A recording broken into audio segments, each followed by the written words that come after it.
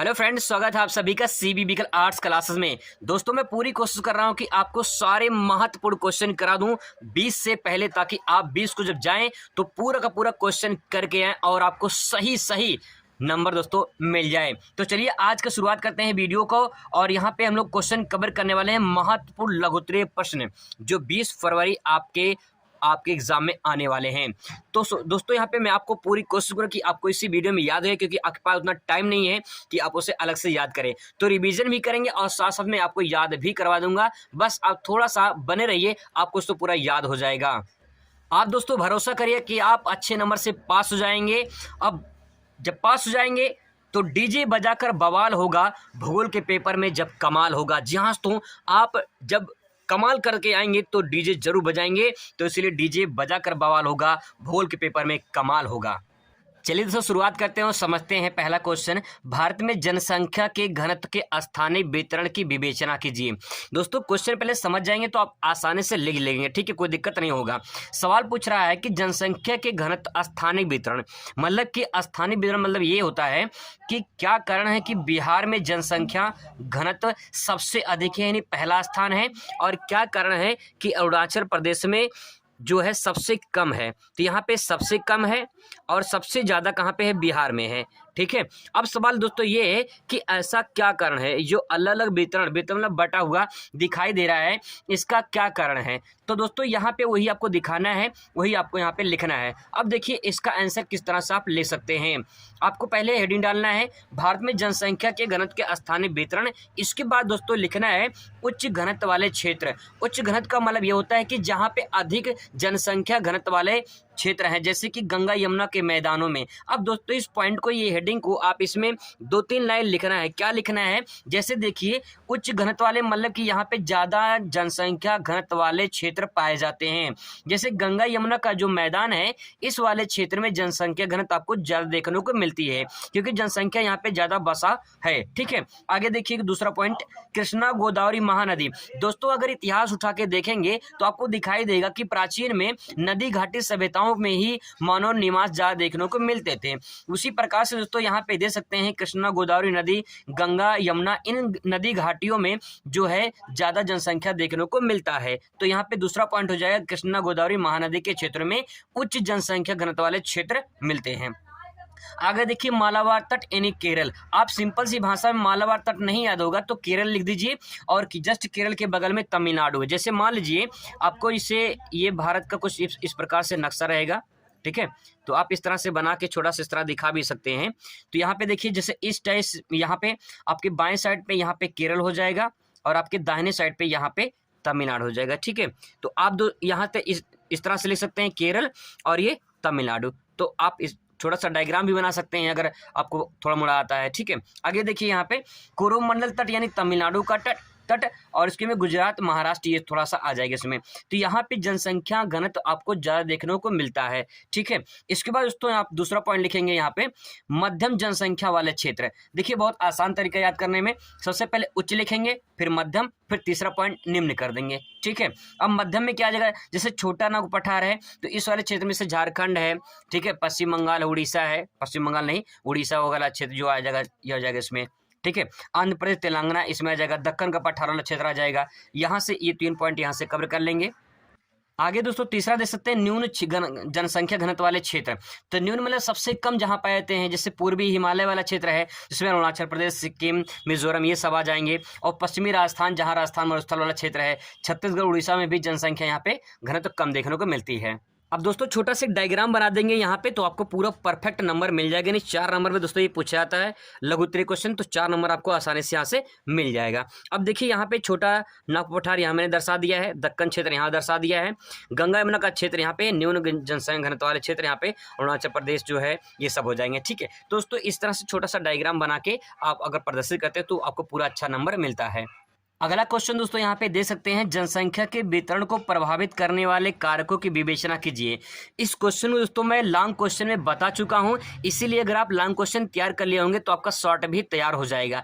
इसीलिए long question ज़्यादा तैयार करने की कोशिश करिए, आपका शॉर्ट तैयार हो जाएगा। ठीक है, जनसंख्या के वितरण को प्रभावित करने वाले कारकों की विवेचना कीजिए, इसके बारे में लोग पढ़ चुके हैं तो विस्तृत उत्तरीय में। ठीक है, अब इसको यहाँ पे नहीं पढ़ेंगे, आप उससे पढ़ लीजिए। ठीक है, आगे देखिए वही क्वेश्चन यहाँ पे रिपीट हुआ है, भारत में जनसंख्या के असमान वितरण की विवेचना कीजिए। ये भी लॉन्ग क्वेश्चन में पढ़ चुके हैं। आगे देखिए, भारत में जनसंख्या वृद्धि और वितरण की विवेचना कीजिए। ये भी क्वेश्चन लॉन्ग क्वेश्चन में लोग पढ़ चुके हैं। तो दोस्तों लॉन्ग क्वेश्चन अगर तैयार कर लेते हैं तो लघु उत्तरीय और अति लघु भी आपका वहां से कवर हो जाता है। आगे देखिए यहाँ पे, जनसंख्या प्रवास को प्रभावित करने वाले कारकों का उल्लेख कीजिए। ये भी क्वेश्चन तो हम लोग प्रैक्टिस कर चुके हैं विस्तृत वाले में, तो इसे मैं बार बार कह रहा हूँ कि उसे तैयार कर लीजिए, यहाँ से ये भी क्वेश्चन तैयार हो जाएगा। बार बार क्या जरूरत है उसको लिखने की। ठीक है, जनसंख्या प्रवास को प्रभावित करने वाले कारक ये हो गया। अब देखिए यहाँ पे, भारत में जनसंख्या स्थानांतरण के प्रकारों कारणों की विवेचना कीजिए। ये भी हम लोग लॉन्ग क्वेश्चन में कवर कर चुके हैं। देखिए अगला क्वेश्चन है, भारत में ग्रामीण और नगरीय क्षेत्रों के होने वाले प्रवास के कारण का उल्लेख कीजिए। ये भी दोस्तों हम लोग कवर कर चुके। तो यहाँ पे जो मैंने क्वेश्चन बताया ये आप जरूर तैयार कर लीजिए। लॉन्ग क्वेश्चन अगर आप तैयार कर लिए होंगे तो आपको यहाँ से भी क्वेश्चन तैयार हो जाएगा। ये क्वेश्चन दोस्तों इंपॉर्टेंट है, 2022 में पूछा गया है मानव विकास सूचकांक के बारे में। तो चलिए इसको थोड़ा सा हम लोग पढ़ लेते हैं और मैं कोशिश करूंगा कि आपको आसानी से चीजें समझ में आ जाएं। देखिए, मानव विकास सूचकांक, सबसे पहले सवाल ये कि मानव विकास सूचकांक है क्या। ठीक है, तो मानव विकास सूचकांक मानव के विकास के मापने की एक पद्धति है। ठीक है, एक आंकड़ा है जिसके माध्यम से मापा जाता है। तो इसको बोलते हैं ह्यूमन डेवलपमेंट इंडेक्स, यानी HDI बोलते हैं शॉर्ट फॉर्म में। ठीक है, ह्यूमन डेवलपमेंट इंडेक्स HDI बोलते हैं। अब दोस्तों इसको आपको कभी कभी इसका पूरा नाम पूछ लेता है कि HDI का पूरा नाम क्या है, तो ध्यान में रखिए, अगर आपको स्पेलिंग नहीं आ रहा है तो आप ऐसे भी लिख सकते हैं ह्यूमन डेवलपमेंट इंडेक्स। अगर आपको इंग्लिश में स्पेलिंग आ रहा है तो आप ह्यूमन डेवलपमेंट इंडेक्स ऐसे भी लिख दीजिएगा। ठीक है, इसको हिंदी में मानव विकास सूचकांक कहते हैं। तो सबसे पहला पॉइंट ये हो जाएगा कि मानव के विकास के मापने की इकाई है। ठीक है, आगे देखिए, मानव विकास का सूचकांक का एक माप प्रणाली है जिसका उपयोग संयुक्त राष्ट्र विकास कार्यक्रम मतलब UNDP, कभी कभी इसके बारे में इसका भी पूरा नाम पूछ लेता है कि UNDP क्या है, यूनाइटेड नेशन डेवलपमेंट प्रोग्राम। ठीक है, यूनाइटेड का मतलब संयुक्त, नेशन मतलब राष्ट्र, डेवलपमेंट प्रोग्राम विकास, और प्रोग्राम मतलब कार्यक्रम। ठीक है, तो संयुक्त राष्ट्र विकास कार्यक्रम के द्वारा शुरू किया गया है मानव विकास सूचकांक। ठीक है, दूसरा ध्यान रखेंगे, पहला पॉइंट ये कि मानव विकास जो सूचकांक है ये मानव के विकास को मापने की इकाई है, ऐसे भी कह सकते हो आप। ठीक है, आप ऐसे भी बना के लिख सकते हो, कोई दिक्कत नहीं है। इसको किसने शुरू किया गया था, तो आंसर होगा संयुक्त राष्ट्र विकास कार्यक्रम के द्वारा जो है मानव विकास सूचकांक को चालू किया गया था। ठीक है, आगे देखिए कि मानव विकास सूचकांक रिपोर्ट तैयार करता है, यानी जो मानव विकास सूचकांक है ये संयुक्त राष्ट्र विकास कार्यक्रम के जो है रिपोर्ट तैयार करता है कि कौन सा देश मानव कितना विकास कर चुका है, कौन सा देश अभी पिछड़ा हुआ है। जहाँ पे दोस्तों ध्यान रखेंगे कि मानव विकास जैसे कि विकसित देश है तो वहाँ मानव विकास कर चुका है, अर्ध विकसित देश है वहाँ मानव विकास अभी कर रहा है, या विकासशील देश है वहाँ भी मानव भी विकास कर रहा है। जैसे भारत एक विकासशील देश है तो भारत विकासशील देश, भारत की जो मानव है यहाँ पे अभी पूरी तरह से विकसित नहीं हो पाए हैं। तो जो मानव विकसित हो जाएगा तो देश अपने आप विकसित हो जाएगा। ठीक है, वही बात यहाँ पे कहना चाह रहे हैं। अब देखिए यहाँ पे 2011 की जनगणना के अनुसार दोस्तों ये क्वेश्चन बहुविकल्पीय में पूछ लेता है, तो उसको भी ध्यान रखेंगे, आपका यहाँ से बहुविकल्पीय क्वेश्चन भी तैयार हो जाएगा। 2011 की जनगणना के अनुसार भारत विश्व में 134वां स्थान था। तो अगर आपसे पूछता है कि 2011 की जनगणना के अनुसार भारत के जो है मानव विकास सूचकांक पूरी दुनिया में कितना है, कौन सा स्थान है, तो 134वें नंबर पे है। ठीक है, वहीं 2018 का अगर रिपोर्ट पूछता है तो 130वां स्थान है, और 2020 में जो नया रिपोर्ट जारी हुआ है वो 131वां स्थान है। 189 देशों में भारत 131वें स्थान पे, मतलब बहुत ज़्यादा पीछे है, क्योंकि मानव विकास अभी भारत में उतना ज़्यादा नहीं हो पाया है। आगे देखिए दोस्तों, यहाँ पे देख सकते हैं विश्व में सर्वाधिक मानव विकास सूचकांक वाला देश कौन सा है, ये मैपिंग में भी आता है क्वेश्चन, तो ध्यान रखेंगे नॉर्वे है। ठीक है, और दूसरे नंबर पे बात करें तो स्विट्जरलैंड है। ठीक है, दूसरे नंबर पे, पहले नंबर पे कौन सा है, नॉर्वे है, और दूसरे नंबर पे दोस्तों स्विट्जरलैंड है। ठीक है, आगे देखिए भारत में सर्वाधिक मानव विकास सूचकांक अगर आपसे पूछ ले विश्व में तो नॉर्वे स्विट्जरलैंड हो जाएगा। अगर भारत में पूछ ले तो केरल हो जाएगा पहले नंबर पे, दूसरे नंबर पे दिल्ली हो जाएगा। ठीक है, और तीसरे जो सबसे अगर कम पूछे, सबसे कम दोस्तों छत्तीसगढ़ हो जाएगा। ठीक है, सबसे कम भारत में कहाँ पे है, छत्तीसगढ़ में है। दोस्तों जो डाटा वाला है, जो नाम यहाँ पे है, आपको थोड़ा सा ध्यान में रखना है कि 2020 में 2020 में 130वां स्थान था, 2018 में 130वां स्थान है और 2011 में 134वां स्थान था। तो दोस्तों ये मानव विकास सूचकांक आपसे क्वेश्चन में पूछ सकता है। अगला क्वेश्चन दोस्तों यहाँ पे दे सकते हैं, भारत में गंदी बस्तियों के प्रमुख समस्याओं का वर्णन कीजिए, या इसी जगह पूछ सकता है, भारत में मलिन बस्तियों की प्रमुख समस्याओं का वर्णन कीजिए। तो आप खुद सोचिए, इसको आप बना के ले सकते हैं, कोई दिक्कत नहीं है, बहुत आसान है लिखना दोस्तों इसको। भारत में गंदी बस्तियाँ, आप खुद सोचिए कि गंदी बस्तियाँ किस टाइप से होती हैं, गंदे बस्ती में क्या क्या सिचुएशन होता है, उस बात को आप सोचिए और सोच के आपको लिखना है। अब देखिए, खराब स्थिति वहाँ पे होती है, यानी स्वच्छता जो होती है वो कैसी होती है, बिल्कुल खराब होती है, खराब स्वच्छता होती है, वहाँ पे अच्छी स्थिति नहीं होती है, कूड़ा करकट गंदगी जो है पूरा बिखरा पड़ा रहता है। तो इसमें आपको 2-3 लाइन जब लिखना होगा तो आप आराम से लिख सकते हैं इसमें कि इसमें क्या क्या हम आंसर इसमें लिख सकते हैं खराब स्वच्छता की स्थिति में कि चारों तरफ गंदगी फैली रहती है। आप इस तरह आराम से लिखना, अपने शब्द दोस्तों लिखना, कोई दिक्कत नहीं होगा, बिल्कुल सही होगा, बस आप हेडिंग सही लिखिएगा, क्योंकि हेडिंग एग्जामिनर देखता है और तुरंत नंबर देता है। तो आपको ध्यान रखना है, हेडिंग आपका अगर सही है तो आपके अंदर उसके अंदर कुछ भी 2 लाइन 3 लाइन लिखे हैं तो भी दोस्तों सही जगह, राइटिंग थोड़ा सा आपको ध्यान में रखना है, ठीक है। आगे देखिए, जल निकासी की समस्या। अगर आप शहर में कभी गए होंगे या फिर कभी जो है गांव में देखे होंगे, बहुत सारी समस्याएं ये होती हैं, जल निकासी सबसे बड़ी समस्या जल निकासी वाली होती है। अगर बरसात का समय जब आता है तो वहाँ पे चारों तरफ पानी बिखरा पड़ा रहता है, कहीं वहाँ पानी जमा है, कहीं वहाँ पानी जमा है, कहीं नाली में पानी जमा हुआ है, कहीं जो है नाली के ऊपर पानी बह रहा है। तो दोस्तों ये बहुत बड़ी समस्या है, कहीं कहीं ये गंदी बस्तियों का एक बहुत बड़ा कारण बन जाता है, ठीक है। आगे देखिए, सामाजिक समस्या। सामाजिक समस्या मतलब दोस्तों क्या, समाज में जो लोग रहते हैं वही तो गंदगी करते हैं, और वही क्या करते हैं कि चारों तरफ कहीं उठा के वहाँ कूड़ा फेंक देंगे, वहाँ कूड़ा फेंक देंगे, तो उससे क्या होगा, कहीं कहीं गंदगी तो बस्ती बननी ही बननी है। तो समाज में रहने वाले लोग सामाजिक समस्या का सबसे बड़े कारण है, क्योंकि वही लोग गंदगी फैलाते हैं। और आप दोस्तों इसमें पॉइंट ऐड कर सकते हैं, ठीक है। आगे देखिए, आर्थिक समस्या। आर्थिक समस्या तो ये है, जैसे मान लो किसी भी क्षेत्र में जो है कूड़ा इकट्ठा हो गया है। अब सवाल ये है कि कूड़ा उठाने के लिए जो वहाँ पे जैसे नगर निगम या फिर जो भी क्षेत्र होते हैं उसमें जो काम करते हैं, अगर वो कूड़ा वहाँ पे ना उठा जाए, वहीं पड़ा रहे वो, तो कहीं न कहीं वो बढ़ता चला जाएगा, गंदगी बस्ती को ढेर बनता चला जाएगा। अब सवाल है कि भाई कूड़ा क्यों उठाएंगे, जब उनको पैसा सा मिलेगा तभी उठाएंगे। तो आर्थिक स्थिति जब ठीक ठाक रहेगी, उनको अच्छे से पैसा वेतन तो मिलता रहेगा, तो वो भी सफाई कर्मी जो अपना सफाई अच्छे से करेंगे। लेकिन अगर सही नहीं वेतन मिलेगा, उनको अच्छे से वेतन नहीं दिया जाएगा, तो कहीं न कहीं वो आर्थिक समस्या का कारण बन जाएगा। तो दोस्तों ये 5 पॉइंट है, अगर आप इसे लिख देंगे तो आपको 4 नंबर तो इसमें आसानी से मिल जाएगा। यही दोस्तों तरीका है सही तरीके से लिखने का। अगर आप अपने शब्दों में लिखना चाहते हैं तो बस आप हेडिंग ध्यान रखेंगे और आराम से आप सोच के 2-3 लाइन आप जरूर लिखिएगा, कम से कम 1.5 पेज में आप आराम से लिख पाएंगे। आगे देखिए दोस्तों, बहुत ही इंपॉर्टेंट क्वेश्चन है, भारत में ग्रामीण बस्तियों के प्रकारों का वर्णन कीजिए, या इसी क्वेश्चन को घुमा के पूछ सकता है, भारत में ग्रामीण अधिवासों के प्रकारों का वर्णन कीजिए। चाहे बस्तियां पूछे चाहे अधिवास पूछे, बात एक ही होता है, अधिवास मतलब बस्ती, बस्ती मतलब अधिवास, ठीक है। अब देखिए इस क्वेश्चन को कैसे लिखेंगे, भारत में ग्रामीण बस्तियों के प्रकार। अब दोस्तों आपको कुछ करना नहीं है, थोड़ा सा सोचिए कि अगर आप शहर में रहते होंगे तो आपको गांव तो कभी देखे ही होंगे, और अगर गांव में रहते हैं तो आप तो गांव से संबंधित आप पूरी जानकारी रखते ही होंगे। अब सवाल ये है दोस्तों, यहाँ पूछा है ग्रामीण आदिवासियों ग्रामीण बस्तियों के प्रकार पूछा है, कैसे लोग गांव में रहते हैं और किस प्रकार से बस्तियां बसी होती हैं गांव में, ठीक है। अब देखिए 2 चीज़ें हैं, कभी कभी कुछ ऐसे गांव होते हैं जहां पे दोस्तों पूरी घनी आबादी होती है, चारों तरफ पूरा घर ही घर होता है, और जो रास्ते होते हैं बिल्कुल सकरे होते हैं, ठीक है, पतली गली होती है, उसी में से लोग आना जाना होता है। तो कहीं कहीं पे पूरा भरा पड़ा आबादी है, लेकिन कहीं ऐसा गाँव ऐसा क्षेत्र है जहाँ पे बहुत कम आबादी है, ठीक है, वहाँ पे रास्ते थोड़ा ठीक ठाक हैं और आबादी भी वहाँ पे मतलब ज़्यादा नहीं है। तो दोस्तों यहाँ पे अगर आप देखते हैं, यहाँ पे बसा जनसंख्या ज़्यादा है, ठीक है, यहाँ पे जनसंख्या कम है। तो अगर ये जनसंख्या ज़्यादा है तो इसी बात को हम सघन कह सकते हैं, बहुत ज़्यादा घना आबादी है। यहाँ पे बिरल है तो दोस्तों यहाँ पे हम बिरल कह सकते हैं, बिल्कुल कह सकते हैं। यही दोस्तों हेडिंग बन जाएगी। चलिए देखते हैं आगे। देखिए यहाँ पे जो हेडिंग लिखेंगे इसके अंतर्गत, उसमें दोस्तों सघन अधिवास या जो है सघन बस्ती लिख सकते हैं, या फिर लिख सकते हैं दोस्तों गुच्छित बस्ती। गुच्छित बस्ती मतलब जैसे चाबी का गुच्छा होता है, तो गुच्छा जब भी कहेंगे ना, जैसे अंगूर का गुच्छा, चाबी का गुच्छा, गुच्छा तभी कहेंगे दोस्तों जब उसमें कई सारी चाबियां लगी होती हैं, कई सारे अंगूर जब लगे होते हैं, कई सारे जब अंगूर लगे होते हैं तो उसे हम कहेंगे अंगूर का गुच्छा है।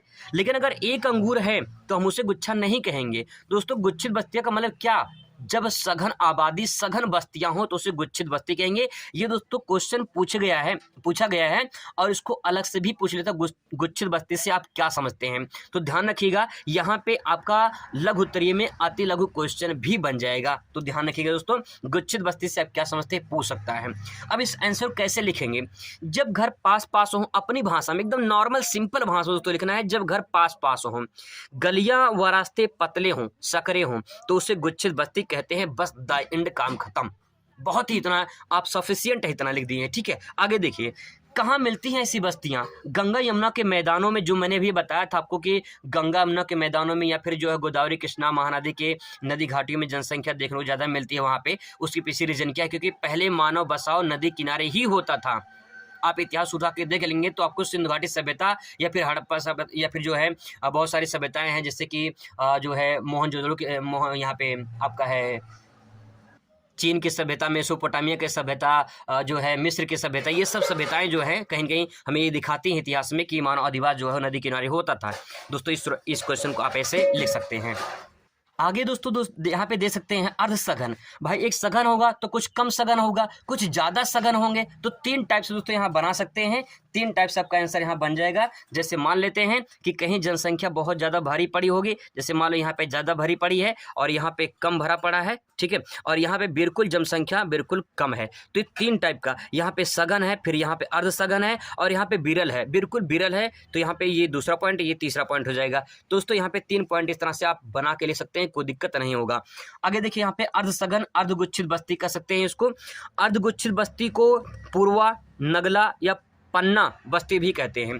दोस्तों मतलब ये होता है कि जैसे कि गांव होते हैं। अब गांव में क्या होता है कि गांव एक बहुत बड़ा गांव होता है, उसमें अलग अलग पूर्वे बटे होते हैं, है ना। जाति के आधार पे, धर्म के आधार पे अलग अलग पूर्वा बटा होता है। आपके गांव में भी पूर्वे होंगे, जैसे एक पूर्वा ये होगा, एक पूर्वा ये होगा, एक पूर्वा ये होगा, एक पूर्वा ये हो गया, ठीक है। तो इसी को अलग अलग क्षेत्रों में जो है कहीं नगला कहते हैं, कहीं पे पन्ना बोलते हैं। तो ये बस्तियों के नाम है, ऐसे से पूर्वा बोलते हैं कहीं कहीं, है ना। तो ध्यान रखिएगा, अर्ध सघन बस्ती का मतलब पूर्वा या नगला या पन्ना के रूप में बटे होते हैं। इसके बाद दोस्तों यहाँ पे प्रकीर्ण बस्ती का मतलब ये होता है कि विरल बस्ती। ऐसे बिखरा हुआ बस्ती भी कहते हैं, इसे बिखरा हुआ बस्ती भी कहते हैं। जब पहाड़ियों के ढालों पर दूर दूर मकान बसे हों तो प्रकीर्ण बस्ती कहते हैं। तो दोस्तों ध्यान रखिएगा, जब कोई पर्वत पठार हो, ठीक है, जब कोई पर्वत पठार हो, आप इस तरह से डायग्राम बना सकते हैं यहाँ पे कि जैसे मान लो कि पर्वत पहाड़ी क्षेत्र है, तो यहाँ पे जब दूर दूर घर दिखाई दें तो ऐसे बस्ती को प्रकीर्ण बस्ती कहा जाता है। तो दोस्तों ये क्वेश्चन आपको समझ में आ गया होगा। अब बात करते हैं अगले क्वेश्चन की। हाँ, एक पॉइंट दोस्तों यहाँ पे चौथा पॉइंट और ऐड कर सकते हैं इसमें, पल्ली बस्ती। ये इंपॉर्टेंट इसलिए है कि पल्ली बस्ती दोस्तों अलग से भी एग्जाम में पूछा गया है, तो ध्यान रखिएगा, इंपॉर्टेंट है। पल्ली बस्ती से आप क्या समझते हैं? जब मुख्य गांव से छोटा गांव जुड़ा हो तो उसे पल्ली बस्ती कहा जाता है। ऐसी गांव जैसे छत्तीसगढ़ है, हिमालय की निचली घाटियों में पाए जाते हैं। अब दोस्तों ऐसी गांव, जैसे मान लो कोई बड़ा सा गाँव है, ठीक है, कोई बड़ा सा गाँव है, अब उसमें से एक छोटा सा गांव, ठीक है, एक छोटा सा गांव जो है यहाँ पे इस तरह से जुड़ा हुआ, मान लेते हैं ये छोटा सा गांव है, ठीक है, एक छोटा सा गांव है और ये कोई बड़ा गांव है, तो दोस्तों जब ये बड़ा गांव इस छोटे गांव से या छोटा गांव बड़े गांव से टच में हो, सटा हो, ठीक है, तो उसे कहेंगे पल्ली बस्ती। पल्ली का मतलब दोस्तों ये हो सकता है कि जैसे पूर्वा होता है ठीक उसी प्रकार से, लेकिन बड़े गांव से वो अटैच होता है, जुड़ा होता है। तो जब मुख्य गांव से छोटा गांव जुड़ा होता है तो उसे पल्ली बस्ती कहते हैं। या आप ऐसे भी कह सकते हैं, पल्ली बस्ती का मतलब ये हो सकता है कि जब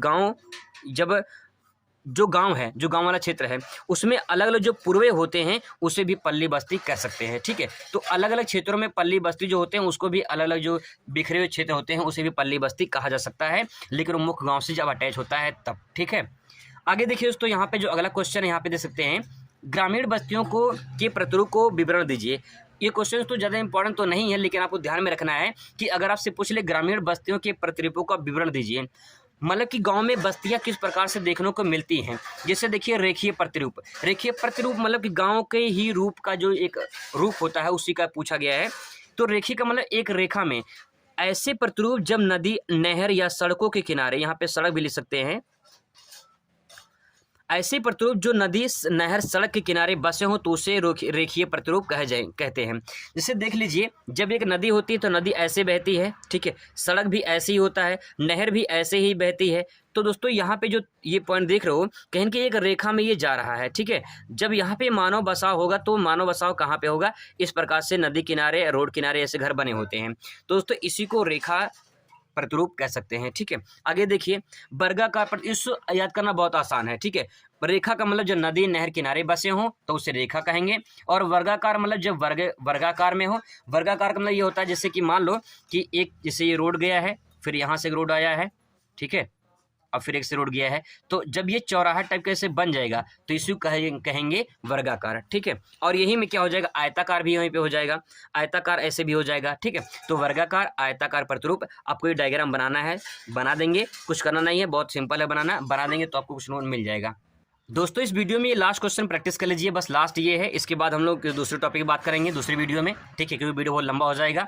देखिए क्वेश्चन इंपॉर्टेंट है, नगरीकरण से आप क्या समझते हैं, भारत में नगरीकरण से होने वाले समस्याओं का वर्णन कीजिए या बताइए, ठीक है।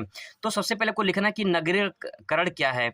नगरीकरण की परिभाषा बात करें दोस्तों तो नगरीकरण का तात्पर्य है ग्रामीण क्षेत्रों से नगरीय क्षेत्रों की तरफ पलायन करना ही नगरीकरण कहलाता है। तो बहुत ही सिंपल भाषा में लिख सकते हैं कि जब लोग गांव से, ऐसे बना के लिखिए, जब लोग गांव से शहर में जाके बस जाएं तो उसे नगरीकरण कहेंगे, क्योंकि शहर का विकास होता चला जाता है, शहर में जनसंख्या बढ़ती चली जाती है, तो नगरीकरण से तात्पर्य हो जाएगा कि जब गांव के लोग शहर में जाके बस जाएं तो उसे हम कहेंगे नगरीकरण।